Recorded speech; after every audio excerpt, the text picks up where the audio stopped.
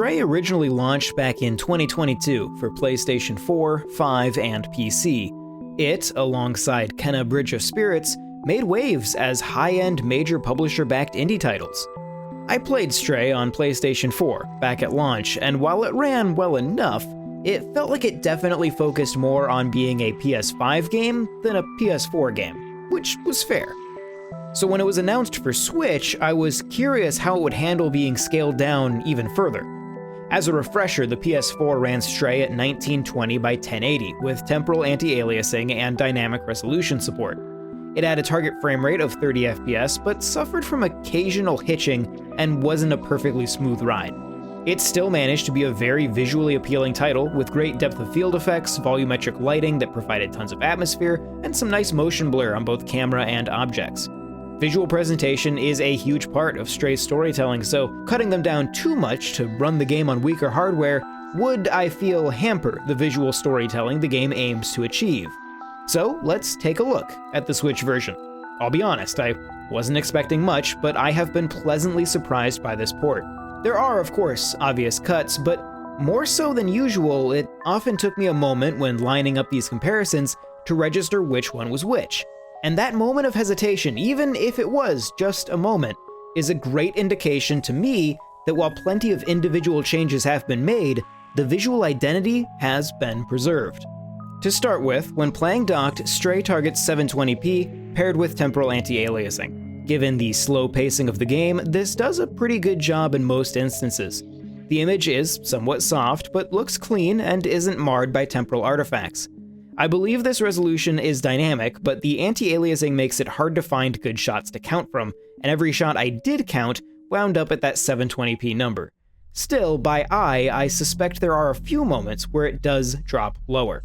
Over on the handheld side, things are of course a bit blurrier, generally coming in at 540p. The image cleanup doesn't work quite as well as the resolution gets lower, but the small handheld screen hides a lot. Like with docked mode, I believe this is a dynamic resolution, but I never managed to catch a dynamic adjustment in my resolution counts. So we're just going off of my personal perception there. The other major visual cuts come down to ambient occlusion, volumetric lighting, texture resolution, and level of detail settings. So let's quickly break down each of those.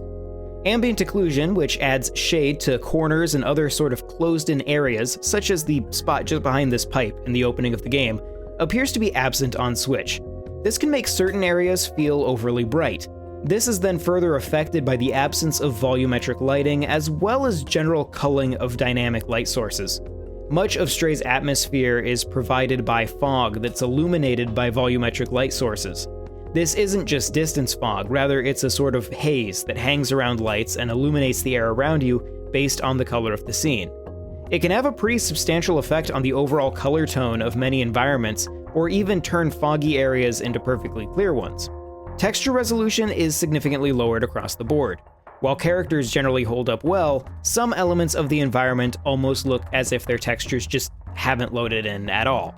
It seems somewhat random what environmental textures have minor versus major texture resolution changes, so some stand out more than others. The one other change that can be hard to ignore at times, even without any other version to compare against, are level of detail changes to meshes. Some of these are pretty hard not to see, with pretty much any fine detail being reduced to a few abstract polygons. Look at the handles on these electrical boxes. The piece connecting them to the box itself has been cut out completely, making these look like somewhat broken geometry anytime they get too close to the camera. Likewise, check out this sink. The drain has obviously been reduced in polygon count, and as a result, some other parts of the mesh are now clipping through it. Oftentimes, the most egregious cuts are in small, out-of-the-way details, but when one does make it close to the camera, it can be pretty jarring, and it sometimes feels like just a universal mesh simplification has been passed over everything, as opposed to a more specific artist-driven cut of these polygons. You will occasionally spot things that almost look sort of broken, like they're definitely not supposed to look like that. But at the same time, for all those changes, plenty has stuck around. Screen space reflections are still present on a variety of surfaces, your flashlight is still a dynamic real-time shadow casting light source, your cat's fur shader, while lower resolution, is still present, foliage remains surprisingly dense, plenty of physics-driven objects still litter the streets, and draw distance has only been pulled back slightly compared to the PS4 version. As I said at the outset, at a quick glance, these two versions somehow managed to look remarkably similar despite all of those changes. But now for the all-important question of how does it actually run? Well, pretty darn well. In fact, in some areas, I'd say it holds up better than the PS4 version. On PS4, even running here on the latest patch, I'd still hit regular stutters while exploring. On Switch, performance drops were more regularly tied to large action scenes. The vast majority of the time, however, the Switch seems to have no problem holding 30 frames per second both in docked and handheld mode.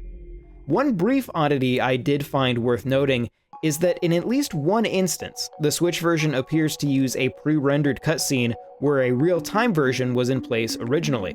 Here in the opening, as you wake up shortly before you head off to go exploring, these first few shots are pre-rendered on Switch where they were real-time on PS4. Once the game cuts to this angle, the Switch fades up to real-time graphics while the PS4 just cuts normally with no transition because it's all real-time.